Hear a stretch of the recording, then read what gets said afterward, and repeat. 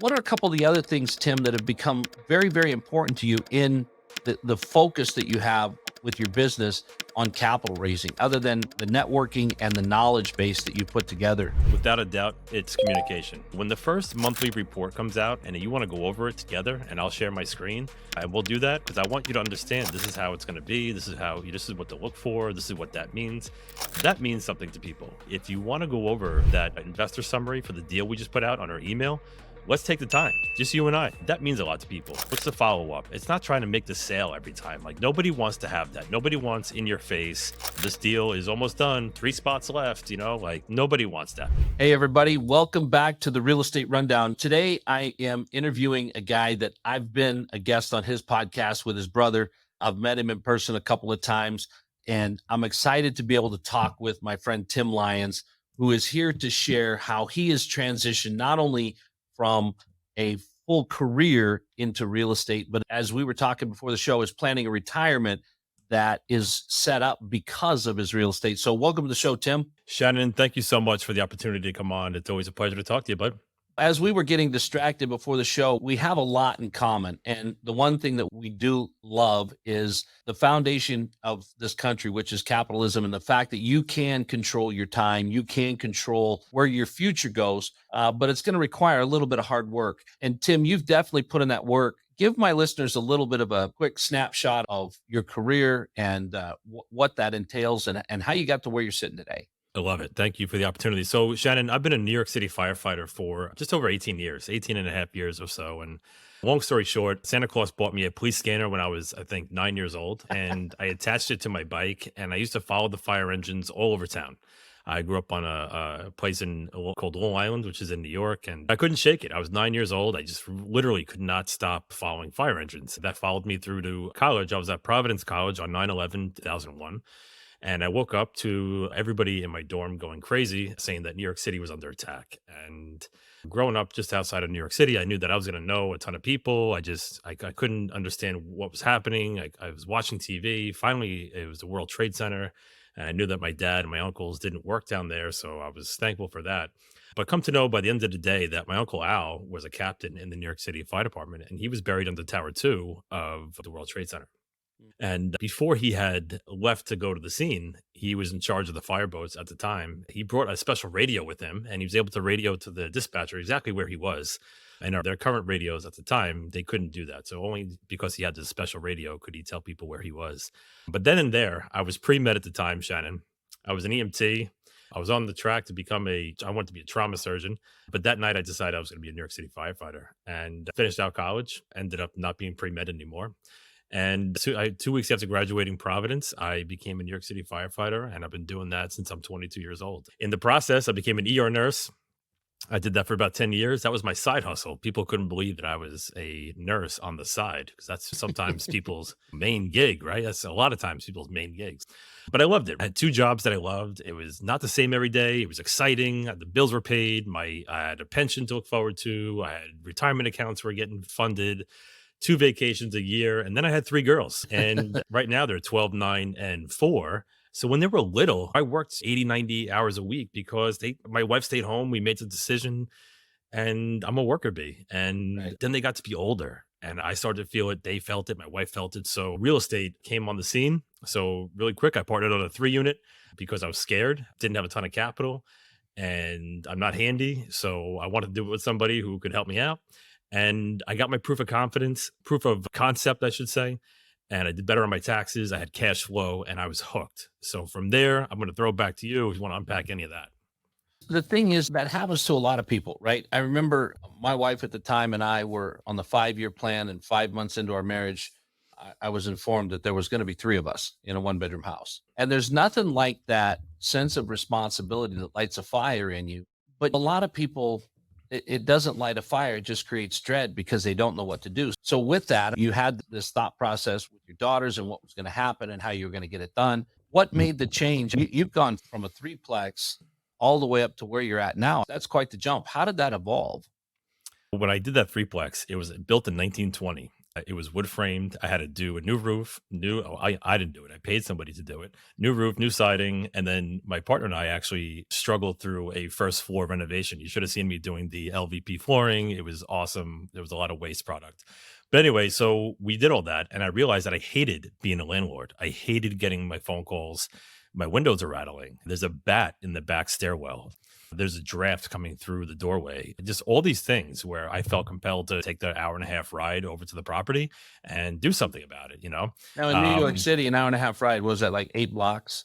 Yeah, really. Now I had 3 jobs. So although I was hooked on the real estate as an asset class and as a financial vehicle, I was not hooked on being a landlord. So very quickly I pivoted into getting educated on commercial real estate because I was down for about 2 years. I didn't listen to a song on the radio. I couldn't tell you what was on the top 40. I was straight podcasts, Audible, just books about business, real estate, marketing, accounting, taxes. So I got myself educated on commercial real estate because I didn't think I could do it. I didn't think I could, as Tim the fireman, Tim the ER nurse, understand balance sheets, profit and loss statements, rent rolls, above the line, below the line expenses, underwriting. All this seemed like somebody in the private equity world on Wall Street should be doing it, not me. Once I got educated on the process and how to do it, it was during COVID that I began this process. I guess it became a COVID project. And I realized that commercial real estate, Shannon, as was a team sport, right? So I didn't have to do it all like I had to do it on my threeplex. Right. But I had to find out something that I was good at. And fortunately for me, I had my brother Greg, who lives in Virginia. He wanted to join me and we wanted to go on this journey together. So together we started Cityside Capital and we found out that we were good at raising capital for real estate. We were good at communicating and investor relations and that kind of stuff. So that's really the genesis of how our company got started and really why we picked the niche that we did. And it's, again, back to that worker bee, busy person. I've heard the phrase a lot. If it is to be, it's up to me. And so many people don't take that step. They look at that 3 girls, that's 3 weddings at a minimum. That's Thank God I'm sitting down. for those of you listening, this is worth watching to watch Tim just wince at the thought of what that's going to cost. Yeah. And you've got all these things and all these responsibilities. And how do you free up more time? And the reality is that once you start looking at real estate, you start to see that it is actually a magic can opener to get that freedom all back if that's what you want. But the thing that I think you said that was most important is real estate is a team sport. I've got full-time employees, I've got part-time employees, I've got consultants, I've got all different kinds of people that fit into this team that do their specialty. I just need to know that I need it done. And you did the thing that a lot of people fail to do is they fail to take that first step and get educated. Then the next step that you have to do after the education is you got to actually apply it.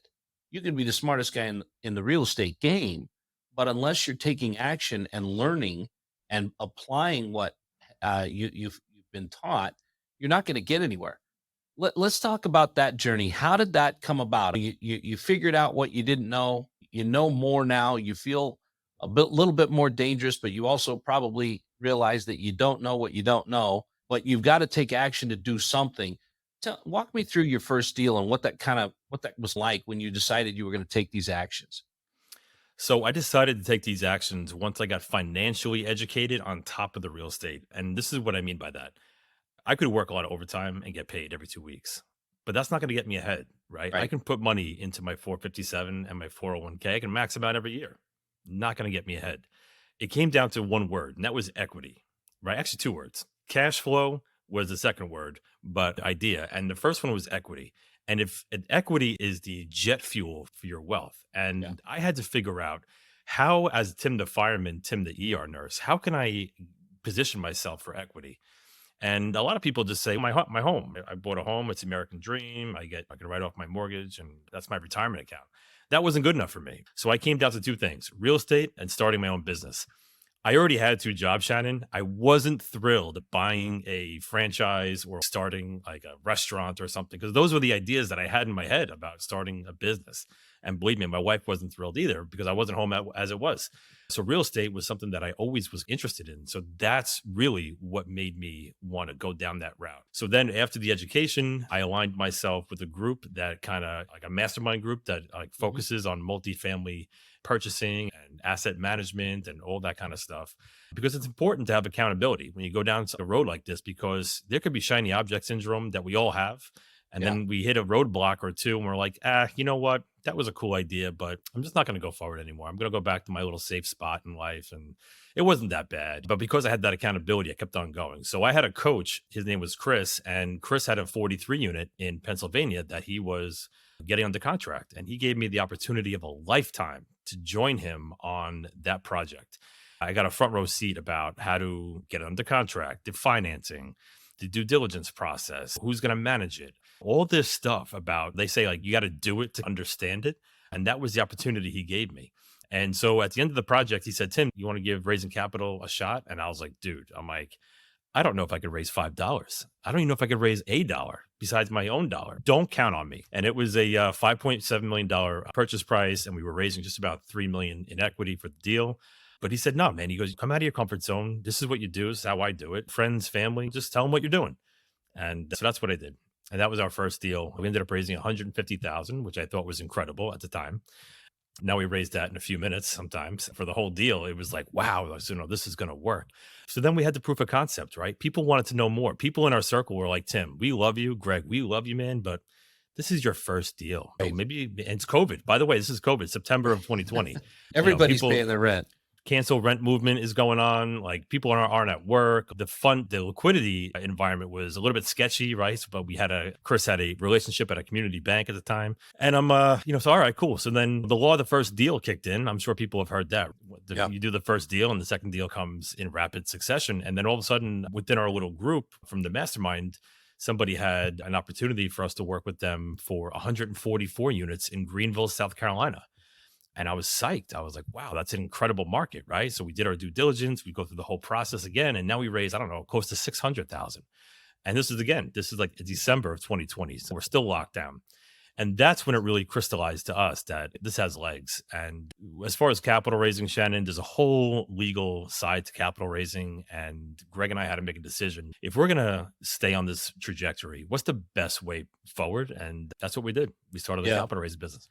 I think back to what we were talking about earlier. This is a team sport, and what you've really figured out how to do is to play your position and play it well.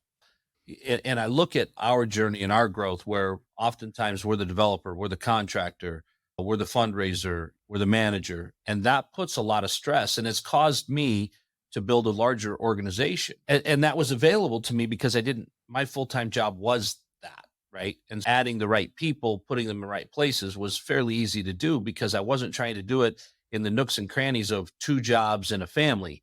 This was my job. And there's a lot of people like you, Tim, that have gone down this road and they've understood that this does multiply. It does snowball. You started out at 150, second one was 600. And I know you've gone on to raise multiple millions of dollars since then.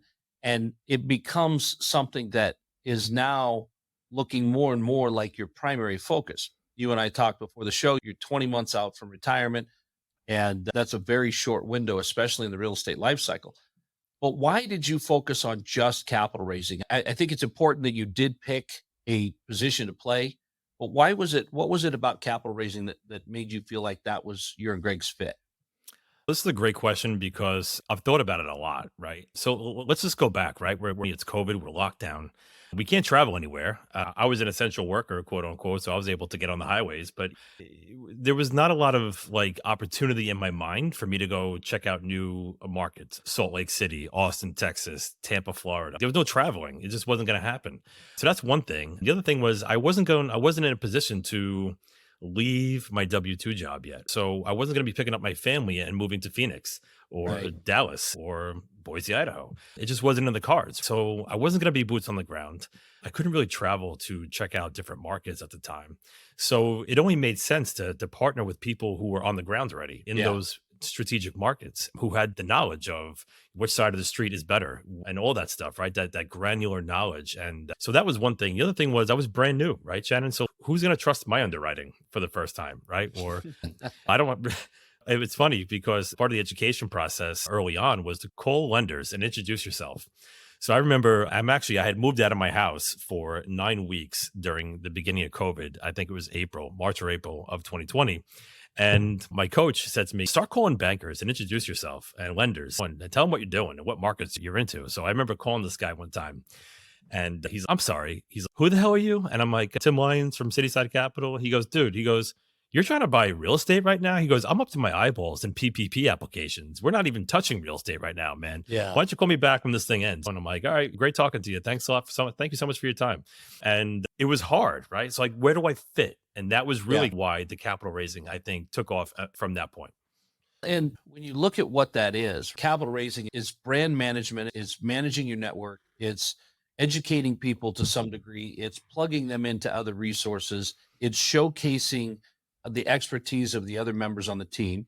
It's really a great place for people to start. But let's talk about some of the dangers with that. You are talking to your friends and family, right? You're talking to people that know, love, and trust you about something. How did you get comfortable with being able to understand your deal well enough, the one you were participating in, trusting your sponsor well enough that his underwriting was going to work, and filling in the gaps there that you felt comfortable going to mom and dad and aunts and uncles and the guys you run the line with about this is a good deal? How did that evolution happen? That's a great question. Listen, investing involves risk, and I am cheap. I didn't grow up with money. Never thought I'd have really a lot of money of my own. You're Incredibly, married, you still don't. yeah, and like I had an incredibly bereft sense of like financial security. When it came time for this, I really had to understand the vehicle. I had to understand personally how this works, why it works. So that was a big piece of this puzzle, right? And then it was a transference to my friends and family, right? So it was really borrowing the credibility from my coach, Chris. He was known for his underwriting within the multifamily world, right? He had sold a multifamily analyzer. Like he actually still sells it to this day that groups use. So that really gave me the confidence and the clarity and the certainty to move forward with having conversations with people that I love, right? You think I'm cheap, you just meet my brother Greg and meet my dad and my uncles, and it runs in the family. So I think once I had that certainty, that knowledge, that clarity, my coach was the lead partner in the deal, and he had done I think he did 7 full cycle deals at that point.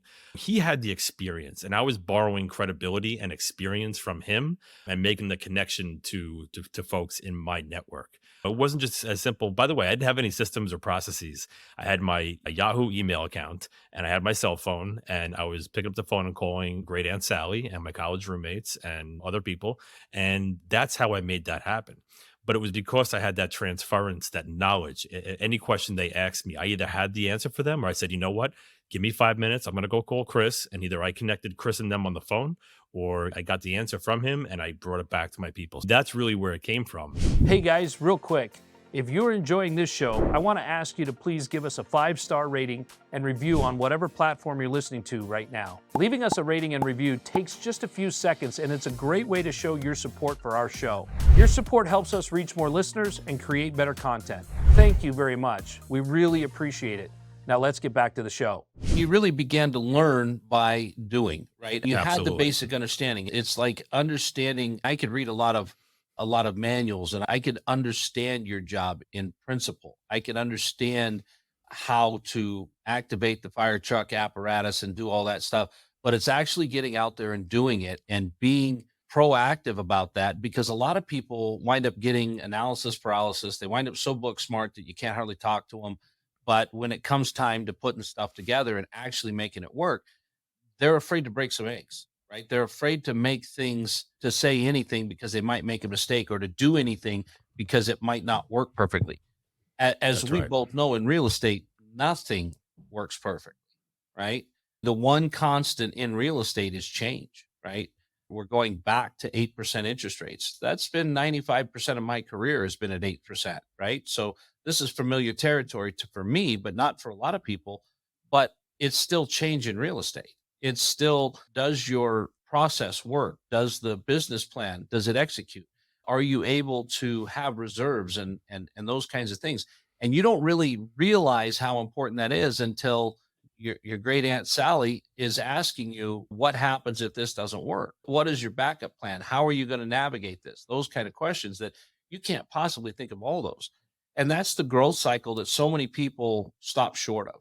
I'm sure you heard no more than you heard yes. I'm sure you got questions that you felt very embarrassed that you didn't know. They seem so 100%. basic when Tim from work asks you, what about this? And you go, what? Let me call Chris. And then you get back and you've got the answer and you're like, God, man, I should have known that. But the reality is it takes that uncomfortableness to get there. It takes that willingness to put in the effort, to put in the time that's required to make sure that at the end of the day, you've got the answers. And now I don't think I'm going out on a limb here, but I don't think there's any question that an investor is going to ask you that you don't know. So far, so good. And Right. the thing about it is, I've been doing this, 4 years. The longer I've been doing it, the network has grown tremendously. Now I have people investing 1 million at a time or 2 million at a time. And there's tax questions that they need to know answers to. And maybe their tax guy or girl doesn't know. So Right. immediately I can connect them with somebody in the real estate tax world, a tax attorney, a CPA, and solving that problem for somebody has made our business that much better. Early on, they say you get paid in proportion of the amount of problems that you solve for people. And that's what we're doing now. So yes, if I can't answer a question on a technical basis, I have a Rolodex, a network, great people to go to. And that's the magic sauce for us, at least. Let's talk about that for just a minute. They say your network is your net worth, right? But the practicality of it is nobody's expecting you to know everything.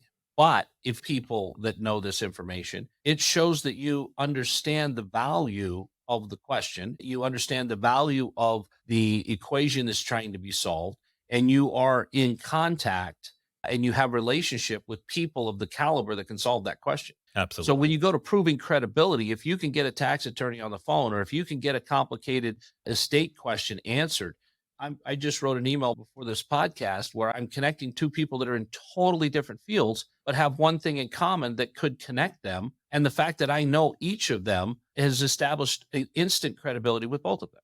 And because I know the guy that can solve the first guy's problem, then that builds my credibility. That builds my value in his eyes because it's dang, I didn't know Shannon knew that guy. Who else does he know? Hmm. And in that effort, you're really standing strong on that foundation of, hey, listen, I'm not the guy that knows everything, but I know the guy that knows the guy that knows what you need to know. And being able to do that is one of the best ways. I remember when my son was 20 years old and he was going to become a realtor. You know, there's 5 generations of realtors in our family. And he was like, Dad, what do I do? And I said, there's 2 things you got to do. Number 1 is you got to be the sharpest dressed person in the room. He had a job right out of high school working at Men's Warehouse. So that wasn't a problem, right? Always showed up suited and tied, right? And everything. So he was recognizable. The other thing I told him he had to do is you had to be the one that connected everybody to the thing they had, the problem they had. You got to solve their problems. And pretty soon you become the hub in everybody's wheel because they know that Devin knows the answer. So then all of a sudden, Devin was fielding all these calls. Where do I get a plumber?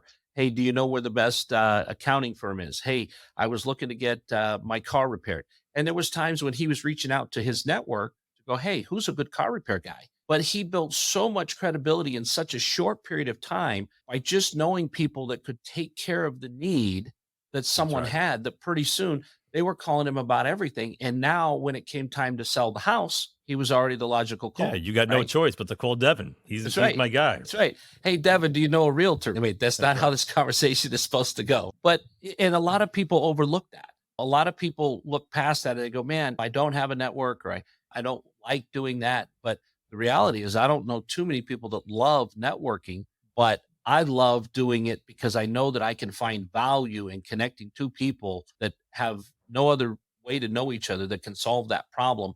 And then when that person's got another problem, I'm going to be first on their list. We had a group of investors who sold their practice and they were going to sell the real estate associated with it, the building that it was in. There was 2 separate transactions and they wanted to do a 1031 exchange. And they were talking to Greg and I about maybe doing a tenant in common agreement with a larger, either multifamily or self-storage property. And we connected them with a CPA who basically gave them a rundown about executing the 1031 exchange and how that's going to look for them as far as cash flow, tax liability going forward. And then they said, if you do the lazy 1031 exchange, which is to, take your proceeds, don't put it in the 1031 vehicle, but just use the proceeds into the deal. And at $500,000, right? That was the example that they gave. on a 5-year hold. It was a multifamily property that they were looking at. The taxable difference over that 5-year period was going to be, I think, 28,000 and change. So for all the rigmarole that a 1031 can entail and the stress and the timelines and stuff like that, at the end of the day, this guy didn't need the cash flow. He was already, retiring and stuff like that,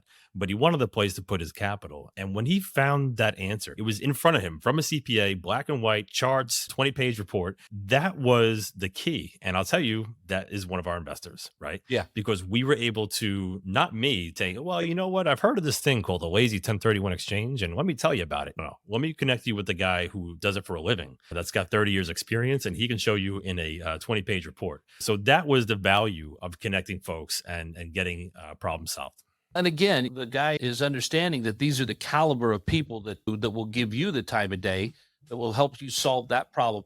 And it's such an important thing that a lot of people in any industry forget, but it's especially essential in the capital raising industry. Because then we'll call this guy Sam. Sam's talking to a fellow doctor, and guy's talking about the same thing. Next thing he's going to do is you got to talk to Tim and his accountant, man, because those guys are magic workers. Next thing, you're involved in another transaction with another guy with a chunk of money that's going to have something to do with it. And everybody's built that trust. That's it. I think that as you continue to build your network, you're looking for those people, because by being of service and putting what they're looking for first, you're going to get what you need, right? You're going to get the referrals. You're going to get the investors. You're going to get those things, but it's about looking outward and trying to solve other people's problems, which is one of the main reasons why we've grown our organization to the size we have. I don't necessarily need to keep doing this, but the reality is I love solving other people's problems. I love helping people get out of the JOB. I love helping people figure out the path to retirement at 45 when it just dawns on them that they've only got a few years left to get there. And when you can solve those problems and take care of that, then you've built a bridge into their network and everybody they know. So what are a couple of the other things, Tim, that have become very important to you in the focus that you have with your business on capital raising, other than the networking and the knowledge base that you put together? Without a doubt, it's communication. It's great to run a business and have a lead generation strategy and a marketing strategy and getting people into the funnel and that whole thing. But when somebody has $50,000 of money or $100,000 or whatever it might be, and they trust you enough, right? And they trust the deal, and they've done the due diligence and all the things, and they actually do it. There's a responsibility that I feel, and my brother feels it too, to, hey, here's my cell phone number, right? When the first monthly report comes out and you want to go over it together, and I'll share my screen, and we'll do that because I want you to understand this is how it's going to be. This is what to look for. This is what that means. That means something to people, right? When they're a brand new investor, hey, here's my cell phone, or here's my Calendly link. If you want to go over that investor summary for the deal we just put out on our email, let's take the time. Just you and I. You don't have to do a webinar or anything like that. That means a lot to people. So it's the follow-up. It's not trying to make the sale every time. Nobody wants to have that. Nobody wants in your face, this deal is almost done, 3 spots left. Like, nobody wants that. Luckily for Greg and I, we both have our W-2 jobs still. I would say luckily and unluckily. Like, we don't need to do the next deal just to put food on the table, right? We're not looking to just do deals, especially in this environment, just to get a couple of shekels. I think that's been our superpower, is making that communication rock solid, connecting with the investors and potential investors. And look, there's been deals that we've been a part of that where the cash flow hasn't been as great as we thought we were going to be, right? Because interest rates have gone up. We've hit our cap a little prematurely. And listen, that's a phone call. That's an email and a phone call. Hey, this is what we're doing. Here's how we're going to mitigate. Here's how we're looking to refinance and drive NOI and the whole thing. But at least you're not going silent. There's groups out there that go silent on investors when the things don't go as rosy. Right. So that's a big piece of what we're trying to accomplish here. And that comes down, that's the same business practice that everybody should have in any business. Well, the reality is it's not the hard close. It's not getting them in. It's taking care of them after they're there. And I know you, and I've talked with you and your brother several times, that the thing that I do know is that you feel like I do, that the investor's money is more sacred than my own, right? That is the sacred cow in the room. That is the thing that has to be protected, because that represents trust. And that represents everything that they're looking at you to be responsible for. And unlike Wall Street, and unlike some of the shenanigans that are going on at that level, there's responsibility and there's a sense of duty to the investor. And when people are talking to me about how do I vet an investor or a sponsor, how do I vet a capital raiser, I'm always wanting them to get a couple of references of their current investors and call them. Ask them what that communication looks like. How does Tim talk to us? Is he sending out an email once a month, once a quarter? Can you contact him? And the other thing that I tell them to do is if you want to call them back at 6:30 in the morning or 7:30 at night, see if they answer the phone. These are just simple things that this is not business as usual. And that's the reason why you're not with Charles Schwab. You're with Tim Lyons. That's the reason that you're invested in Main Street, not Wall Street, is because you're really looking for that accountability that doesn't exist in one realm. And the way that you get that is by working with people that you know and trust. And there's only one way to figure that out. But I really honestly wish more people would spend the time to vet who the money goes to. Because there's you and I, we could sit here for hours and swap horror stories about the things that we've heard, especially in the current climate conditions that we have, the economy and everything with interest rates. There is turmoil in the market. These are problems to solve, not things to run from. Yeah, and that's why we do an incredible amount of due diligence on the front end of the sponsors that we work with, right? We want to know Yeah. a lot about them. Yeah. It's Yeah, it's a little bit exactly. onerous. It Yeah. costs them money. It costs them a couple of months of their lives, questionnaires, background checks, the whole thing. Because I want some people with some gray hair on the line with me, not somebody that goes to a conference over a weekend. They say, "Oh, I'm going to be a syndicator." Yeah. You know?